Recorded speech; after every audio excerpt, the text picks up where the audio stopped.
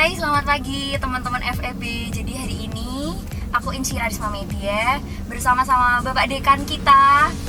Halo, aku Suharnomo. Jadi hari ini sebenarnya tuh banyak banget nih Pak teman-teman yang Tanya-tanya, iya, Oke. pengen banget dekat sama Bapak gitu. Terus Oke. kan pasti kan kalau misalkan secara langsung kan pasti nggak bisa Yuk bisa lah. maksudnya menanyakan secara hal informal gitu Pak. Jadi Oke. kita hari ini bakal nanya-nanya banyak tentang Bapak Suharnomo. Jadi Yeah. teman-teman kemarin udah ngisi Q&A di Instagramnya BEM. Oke. Iya. Ya. Waduh, makasih nih. Iya. Gimana Pak kabarnya Pak? Belum salaman nih Pak. Oh iya iya. Makasih sebelumnya Pak karena udah dikasih waktunya tuh. Oh sama-sama. Saya juga senang-senang aja. Saya kan juga ngeksis di sosmed. Iya, mantap banget dekan kita guys. Dan jadi kemarin tuh di Q&A banyak banget nih Pak teman-teman yang tanya. Iya. Kita mulai aja ya guys dari Q&A kalian yang kemarin kalian udah tanyain dan kita bakal tanyain tuh ke Pak Suharnomo. Oke. Dan teman-teman request, aduh jangan dilihatin namanya soalnya malu katanya Oh. gitu Pak. Pertama nih Pak, Iya. ada pertanyaan. Pak Dekan pengen jadi rektor nggak Pak? Saya bagus-bagusin fakultas saja. Oh, Kalau bagus ya nanti will run for Undip 1 ya. Mantap banget. Tapi bisa our performance lah. Kalau dilihat bagus ya orang ngerti lah bahwa layak. Kalau nggak bagus ya udah tahu diri lah gitu. Tapi teman-teman semua pasti percaya banget sih sama Pak Suharnomo. Selanjutnya nih Pak, hobinya Pak Dekan dong Min katanya. Oh, hobinya membaca. Terus yang kedua ini baru memulai tenis. Oh tenis. Kalau untuk baca suka? Banget. Jadi lembaran koran aja kelewat tempat untuk menjual. Nanti kebaca sama saya. Jadi salah satu tips biar jadi dekan suka-suka baca. Suka guys. baca. Saya kemarin borong semua bukunya Andrea Hirata. Oh. Ada 7 semua, mulai dari Laskar Pelangi hingga Orang Biasa dan lain sebagainya, ada 7. Inspiring banget. Jadi nggak cuma buku-buku pelajaran tapi juga Ya, yang fiksi non fiksi semuanya dibaca juga ya Pak ya. betul. Kita Oke. biar nggak kekurangan narasi. Iya, bener banget. Padahal Iya. sekarang kan teman-teman kan mungkin terlalu banyak mainan sosial media sampai lupa ternyata baca itu juga Baca penting. penting Kayak gitu. Yes. Oke, lanjut. Ini Pak ada lagi. Pak FEB bikin bank sampah yuk katanya. Wah, bagus banget nih. Bagus banget Pak ini pertanyaannya Boleh nih dong. Pak. Ke teman saya. Ini Gimana siapa nih? Biar Yang ini. ngasih question and answer dari Bener, tak tunggu ya. at TA bla bla bla bla bla, bisa banget nemuin Pak Nomo Satu untuk tuh bisa ya. membahas. Saya butuh ini idenya nanti gimana teknisnya gitu. Saya sering baca sih, itu bagus banget untuk Undip ya, untuk Undip yang masuk nomor 3 Green Metric ya. Tapi saya rasa kalau ada bank sampah di ekonomi kita bisa menjadi pionir gitu. Gimana ini sih gitu. Saya setuju banget karena kita kan sudah kebijakan no plastik ya. Iya. Kita sekarang udah pakai tumbler sendiri gitu, ya itu membantu lah karena kita cuma pakai sampah plastik. Tapi kalau ini ada ide yang lebih progres, saya rasa saya tunggu. Jadi siap dijalankan ya Pak ya? Oh siap banget, seneng banget, ide Mantap bagus. banget. Oke. Oke, next question. Pak, kantin pakai GoPay dong. Minta cashless katanya Pak. Gitu bener, Iya. Cius. Bener nggak nih teman-teman? Ini sudah banyak loh yang nawarin lewat BTN sama BCA loh. Nanti saya gituin nanti pada jadi komplain. sebenarnya memang sudah ada jalannya, Pak, ya? Sudah kan itu sudah ready semuanya. Ayo beneran nggak? Ayo. Ini beneran nggak sih yang ngasih Ini pertanyaan beneran nih? ya? Ayo. Ini kalau beneran aku lebih seneng. Jadi akan dibahas lebih lanjut ya Pak. Kalau Iya, misalkan iya. emang teman-teman setuju, kita bakal buat kantin kita cashless. Cashless, bener. Karena ini sudah diminta juga sama BI. Minggu depan ada pembahasan itu. Tapi sebenarnya dari segi sarana prasarana kita udah ready. Entah dari BTN, entah dari BCA untuk scanner dan lain sebagainya udah oke. Bu iya. Iya Pak. Beneran ayo, Pak. nih. Jadi bisa ditunggu banget nih permintaan teman-teman buat Cashless. cashless. Ya beneran loh ya. Gitu. Saya juga pakai sih tiap hari. Oh iya, makanya sekarang soalnya emang lagi zaman-zamannya kita untuk cashless ya Pak. Betul. Oke, lanjut. Pak, kenapa tertarik untuk menjadi dekan? Tertarik sih dulu tertariknya dari dosen. Dari dosen kerja sebaik-baiknya karena mungkin passionnya di situ ya. Iya. Jadi saya sudah lulus, saya tidak ngelamar tempat lain. Jadi saya nunggu mending memang bukan jadi dosen. Mungkin bapak saya guru, kakak-kakak saya semuanya guru. Jadi kayak pekerjaan ideal di mata saya ya itu ngajar. Terus jadi dekan nggak ada cita-cita itu sih, tapi karena waktu ketua jurusan habis selesai terus teman-teman bilang maju, wah gitu. Jadi saya nggak ada pemilihan di departemen manajemen ya. Jadi waktu itu departemen manajemen, jurusan manajemen tanpa pemilihan. Jadi saya maju terus ada 2 teman yang lain mundur udah mau aja. Ya udah lanjut gitu. Jadi sebenarnya nggak plot untuk menjadi sesuatu sih enggak. Jadi memang dari keluarganya Pak Nomo sendiri udah keluarga dari guru. Jadi sudah terlihat capable guys untuk jadi dekan. Sebenarnya sudah sangat menjawab. Oh ini Pak, wah lucu nih Pak pertanyaannya. Pak, kenapa dana Fanubis cuma turun 5 juta? Perlengkapannya banyak nih Pak, kayak gitu Pak katanya. Ini pasti yang barusan ngirimin pertanyaan ketawa-ketawa nih Pak. Pertanyaan dijawab kayak gitu. Dananya minimalis, dia situ 0 ya, zero budget. Tapi kita mikir, kok 60 tahun nggak ngapa-ngapain ya gitu. Makanya, aduh minimalis banget, terima kasih ya. Jadi panitia, semoga jadi amal soleh. Ya amin. Untuk akun ini semoga habis ini dananya dilancarkan ya Pak. Iya, tapi beberapa ini ya ada doorpressnya sih keren-keren ya, ada motor, ada jadi ada apa lagi banyak sih. Tapi mungkin dan minimalis sorry. Apanya? Lancar saya. Lancar sih ya, selesai. Oh nih Pak, cara menangani dosa nyebelin gimana sih Pak? Menurut saya ya, hidup itu nggak mulus-mulus aja sih. Mesti kita variasi. Ada yang fun, ada yang very cruel, very rude, mungkin ya.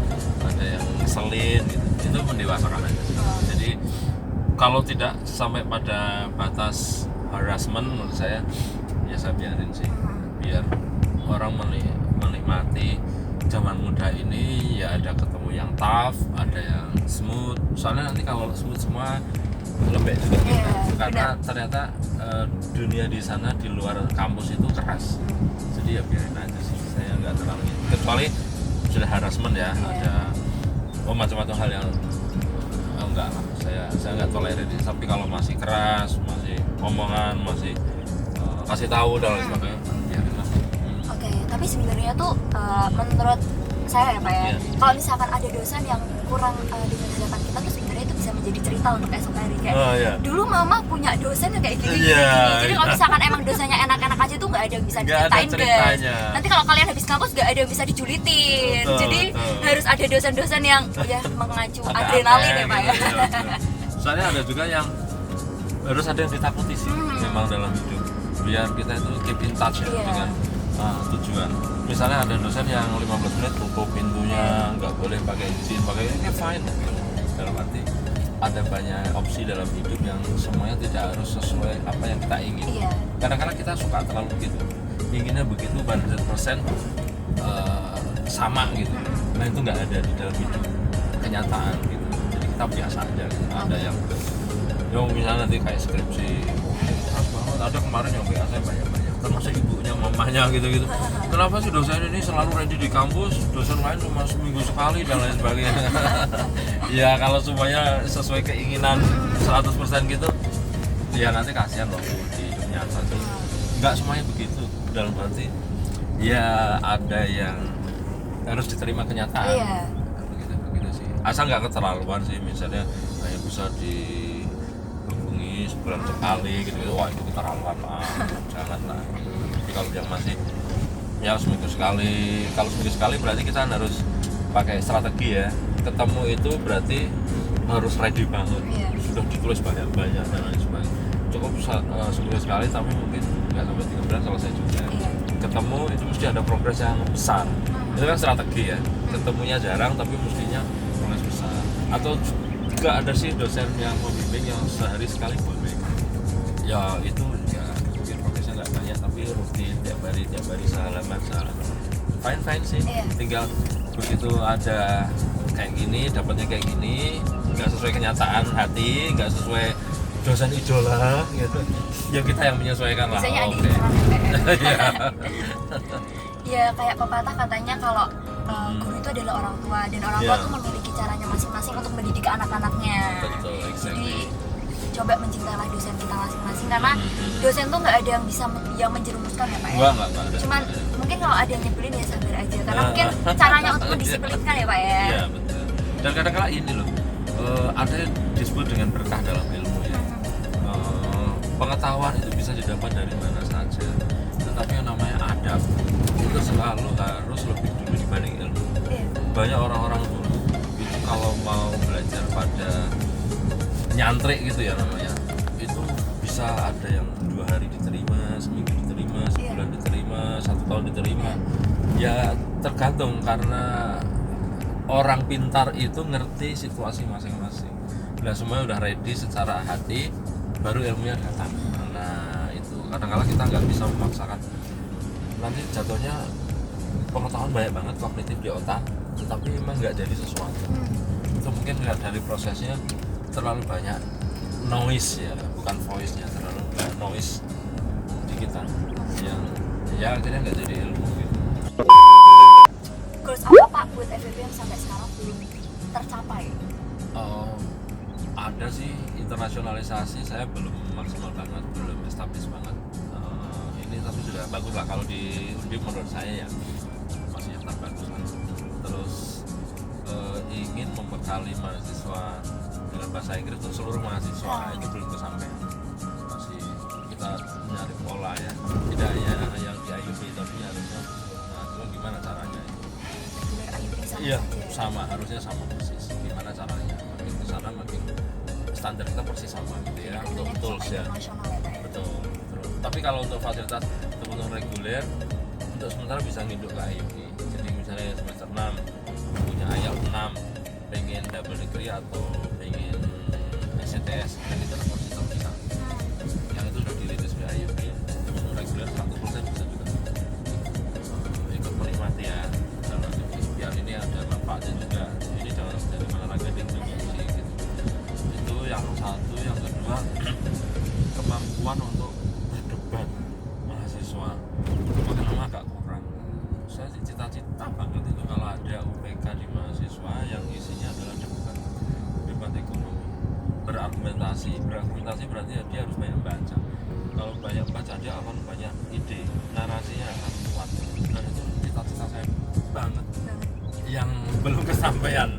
Nanti pokoknya saya provokasi terus teman-teman mahasiswa entah di BEM entah di mana-mana yang harus ada UPK yang bikin tiap hari kita membaca, kemudian berdiskusi, berdebat tentang dua ini yang saya masih di otak saya sampai harus 3 tahun lagi saya nggak dekat lagi.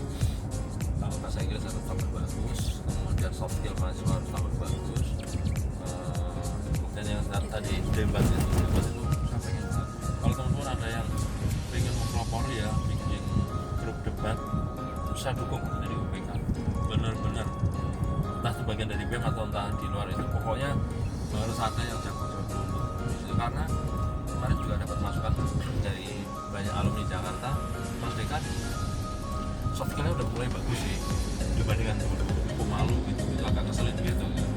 Dan sekarang udah oke, bahasa Inggris juga udah standar lah. Tapi mungkin lebih argue-nya lebih keras. Gimana caranya? Apa ya? Yang orang terbiasa untuk mendebatkan sesuatu, sehingga lama-lama oh ini opsinya A, B. Ya benar-benar kamus merdeka mendebat sesuatu itu menjadi hal yang biasa. Itu yang kita tahun 2020 ini kesampaian. Semua jangan lupa baca yang banyak biar bisa mewujudkan goals Pak Dekan yang belum tercapai. Iya. Kayaknya itu mahasiswa juga. Ini yang nyupir nih harus baca banyak nih Pak yang nyupir Pak. Ya saya juga sih. Saya sempatkan 2 minggu sekali loh aja anak ke Gramedia. Ya dia bacanya pasti Miko 32 ini. Tapi anak saya addicted dengan membaca karena bapaknya suka membaca. Oh iya. Ini ada 2 pertanyaan yang bener-bener out of line Pak. Di sini malu nih Pak. Ceritain awal ketemu istri dong Pak Dekan. Oh iya. Siapa nih yang nanya nih? Saya aktivis, kemudian istri saya itu ketua senat Unsur. Wah, mantap. Ya. Jadi LDR ya Pak? LDR ya Pak ya? Nah kebetulan ada seminar di Jogja. Aduh ceritanya agak malu-malu ini. Malu-malu. Ketemu karena saya tahu dia ketua BEM dulu ya. Sekarang ya saya ketua senat Undip ya 93. Dia juga ketua senat. Saya nggak ngerti kenapa. Connect ya Pak ya? Saya juga aku tanya, mau nggak nikah sama saya? Itu bener pertama kali ketemu. Berani nggak sama Nggak kayak banget. cowok-cowok sekarang ya Pak ya? Harus. Oh ini curhat ini. Oh, iya. Aduh jangan malu. Jadi langsung pertama ketemu, wah ini Saya jodoh bilang gitu ya, Pak gitu, ya? saya bilang malah kan aktif, Iya. pastilah gitu. Kasih waktu seminggu ya. Dia bengong. Hah? Terus dia tanya balik, ini kamu ngomong hal yang sama pada semua wanita ya? Kayak jaring gitu ya? Enggak lah, aku bilang selektif lagi ya. Padahal baru pertama kali langsung set kayak gitu ya, langsung kesaring, langsung ke filter, dia tahu ya mau dipilih yang mana ya Pak ya? Terus 5 hari kemudian saya telepon, mau nggak? Mau. Oh, seneng banget rasanya tuh Pak. Sebulan kemudian saya ajak ke Purwodadi ke bapak saya. Terus sebulan kemudian saya diajak ke Sukabumi di mertua. Sebulan kemudian saya nikah. Umur berapa itu Pak? 27. Oh 27. Iya, jadi itu dia belum lulus, mau ujian skripsi, saya udah baru lulus. Belum kerja guys. Tapi istrinya udah percaya dan sekarang terbukti sangat sukses guys. Enggak, saya dulu cuma mikir, saya kan ketua senat, dia juga aktivis, ngerti lah gimana Kesibukannya. TST, tahu sama tahu. Kalau lagi makan kerikil batu nggak usah ngomong sama orang. Nah, itu sudah. Istri saya aktivis. Satu rasa ya Pak. Ya, jadi pasti nanti kalau saya sibuk jadi ketua RT, jadi ketua ini someday gitu, pasti dia nggak komplain gitu, karena dia ngerti lah. Dan yang berikutnya biasa udah menderita. Sudah biasa melewati lika-liku ya Pak ya. Bikin kegiatan nggak sukses, dibully teman, udah biasa itu. Iya, selama orang yang baik yakin aja. Iya, betul. Dan harus berani. Yang penting itu. Itu yang nyali itu yang susah banget Pak untuk didapat ya Pak ya. Kayaknya nyindir yang depan terus. Itu ke depan tuh nyalinya gak ada semua Pak ini Pak kayak. Sembarangan. Coba saya di-shoot ya seperti itu. Ya, ini pelajaran penting gue. Maaf bro. Pak, ini pertanyaannya masih berhubungan sama pertanyaan Bapak tentang aktivis. Ya. Halo Pak Nomo, menurut Bapak seberapa penting sih peran seorang aktivis? Wah, sekarang ini penting banget ya. Jadi belum pernah ada periode di mana menjadi aktivis itu sangat penting seperti sekarang. Saya lihat anak-anak yang tidak aktif itu benar-benar ideasnya nggak keluar gitu. Jadi dijalin sesuatu itu nggak ada sesuatu yang kita tahu bahwa dia punya innovation and creativity, leadership, nyali dan lain sebagainya, itu makin lama makin so-so ya. Jadi aktivis sekarang ini menurut saya malah paling penting ya. Bukan karena misalnya BI mensyaratkan untuk tes itu harus aktivis, terus PK 325, bisa bahasa Inggris, enggak sih, tapi saya sendiri merasa yang aktivis dan tidak jadi dosen pun itu langit dan bumi. Kelihatan banget yang dulu mantan aktivis itu nggak usah disuruh, udah ngerti sendiri, ini mesti diginiin, ada resources kayak gini, connectingnya begini. Ada juga yang mesti disuruh, yuk gini ya, nanti saya tunggu ini. Itu beda banget. Jadi saya sih benar-benar endorse untuk jadi aktivis, bener, karena udah terbiasa solve the problem. Hidup nggak mungkin nggak ada masalah, tapi kalau kita membiasakan diri ada masalah di ini atau men-challenge diri ya, bikin kegiatan, ngapain sih lo bikin kegiatan? Lah ngapain sih lo hidup? Gitu. Jadi Untuk apa kalau nggak melewati challenge ya Pak? iya, menurut saya ya kalau kita ya pengen sesuatu, misalnya jadi dekan, ya sebenarnya tidur aja sih, kalau udah SK ada, gajian lengkap, ya ngapain sih repot-repot kayak bikin ini, bikin itu. Misalnya kayak ini Dies ekonomi itu sebesar Dies Undip lah bukan? Iya, keren banget di Natalis. Tolong untuk di Natalis. Ya itu ngapain gitu ya, karena kita lu masa sih hidup gitu-gitu doang Iya. gitu loh. Ya kita kan men-challenge diri, ya ini our legacy gitu. Iya. Orang lihat ya mestinya begitulah orang gitu. harus do the best gitu. Nah kita ngomong banyak-banyak ke mahasiswa do the best, Pak Dekannya do the bestnya apa? Loh ini you can see me gitu kan gitu. Ini semua acara kita dibuat sekeren mungkin ya, wow alam mungkin ada salah-salahnya, ada lemah-lemahnya, tapi ideasnya adalah big, besar. Betul, Pak. Kemarin juga saya juga sempat lihat rangkaian acara di Natalis tuh keren banget, kayak wah ini ulang tahun FEB tapi kok banyak banget Rasa undip. acaranya. Rasanya udah rasa undip banget nih. Nah itu sebenarnya komitmen divisi sih. Semoga itu tidak nyebar.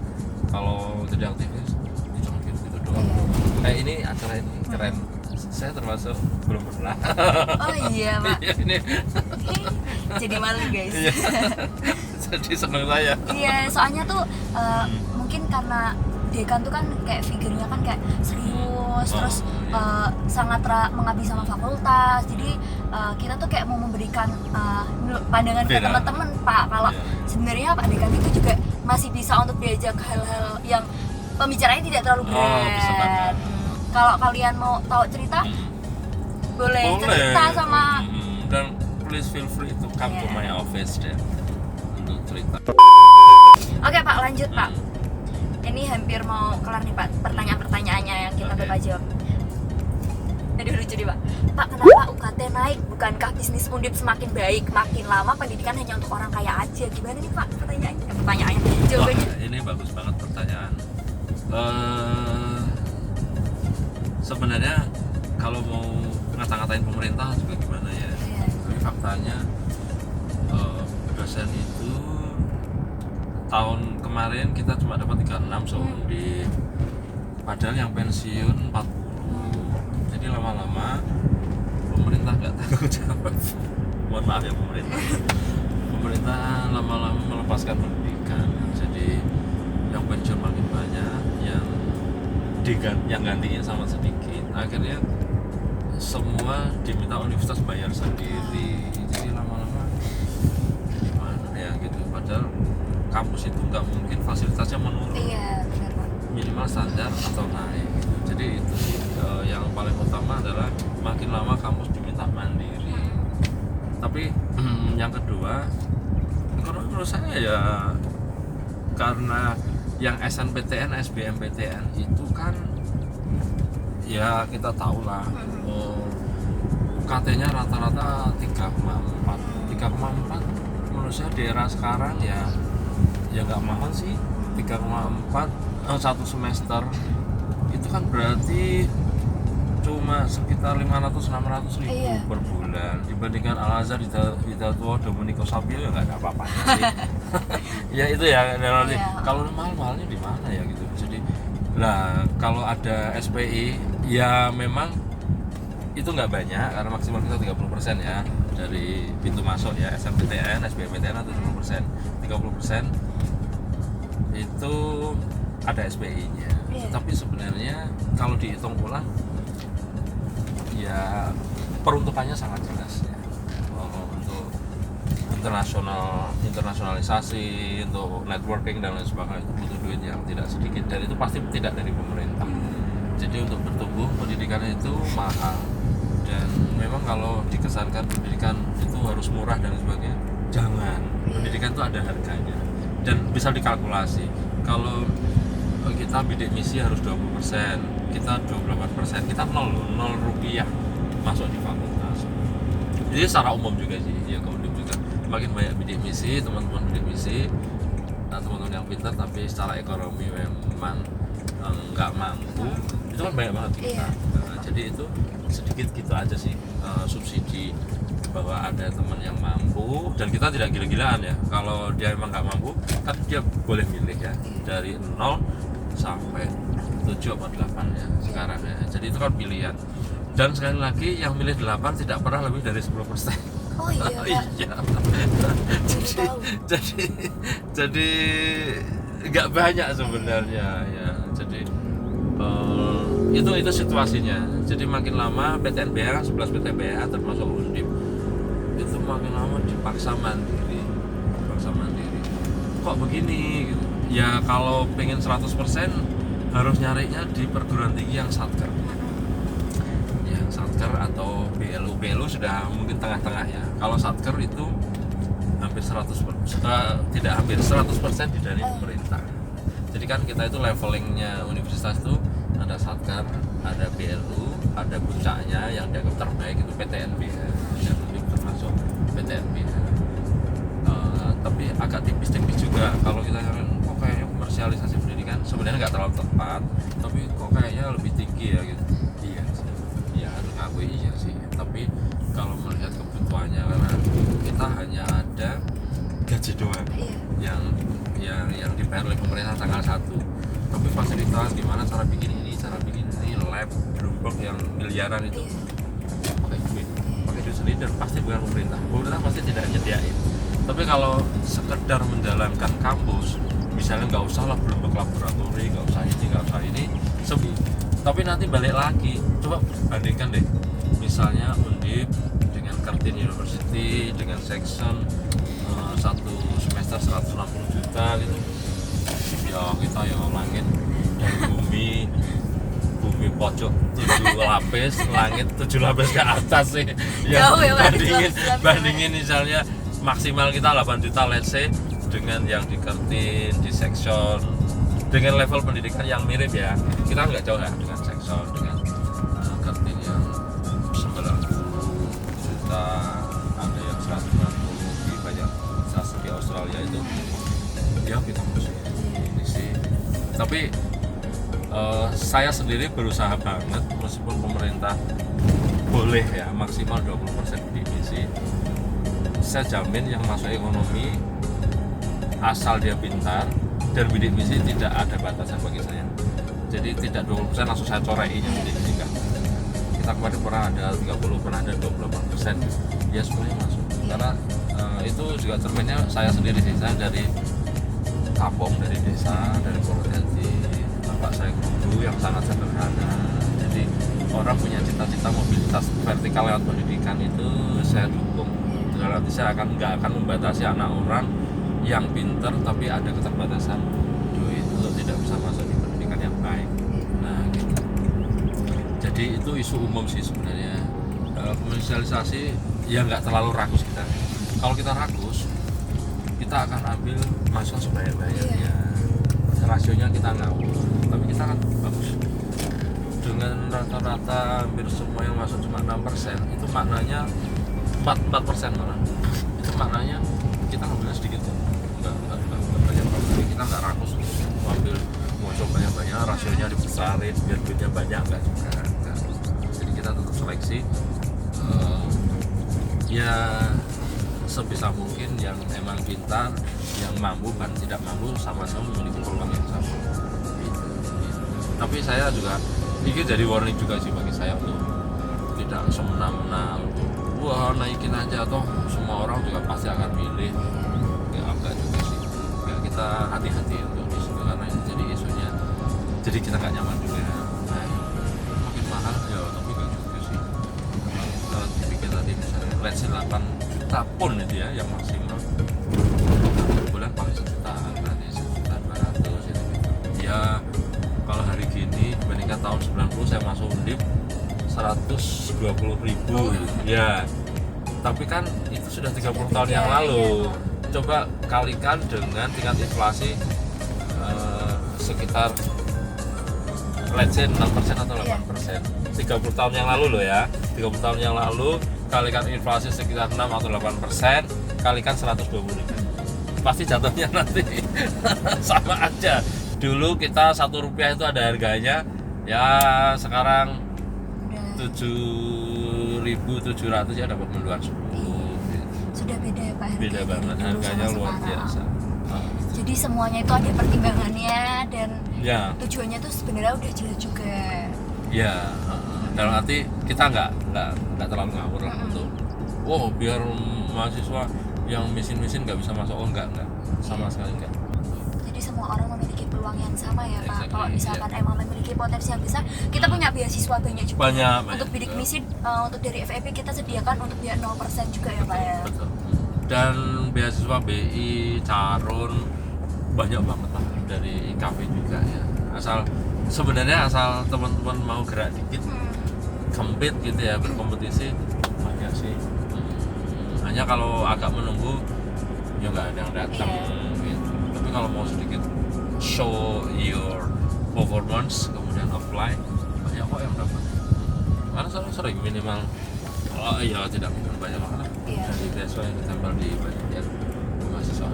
Siapa? Kita serius banget ya ini jadinya. Iya, ini jadinya serius banget Gak soalnya apa-apa, ini pertanyaan bagus pertanyaannya ya. bagus banget Pak. Jadi untuk teman-teman di bermutu. luar yang sana yang mau masuk Undip, aduh katanya Mel, nggak usah takut guys. Kalau misalkan emang kalian semua berpotensi, pasti semua ada jalannya. Betul. Dan untuk teman-teman yang ada di Undip juga nggak usah takut untuk nanti UKT-nya ada apa karena sebenarnya dari dekanat pun sudah memikirkan dan kita menyediakan beasiswa banyak Betul. ya Pak ya. Dan yang banding UKT lewat BEM, Iya kan kemarin emang barusan pernah ada buka. yang saya tolak?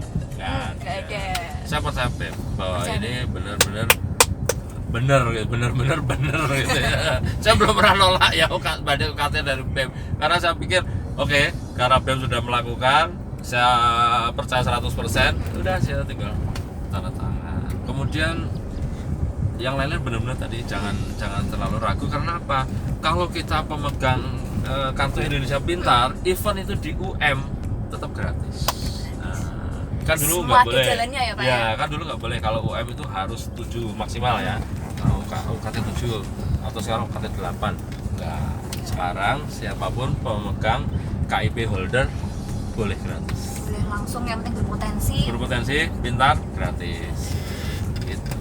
Jadi menurut saya itu fair enough ya. Jadi yang duit bapaknya lebih, yang ngasih ke yang lain kenapa sih gitu loh. Ini banyak pahalanya. Biar rata ya, Pak, ya. Banyak pahalanya. Kalau ekonomi bapak ibunya so-so biasa, ya udah milih aja UKT yang Iya. pas.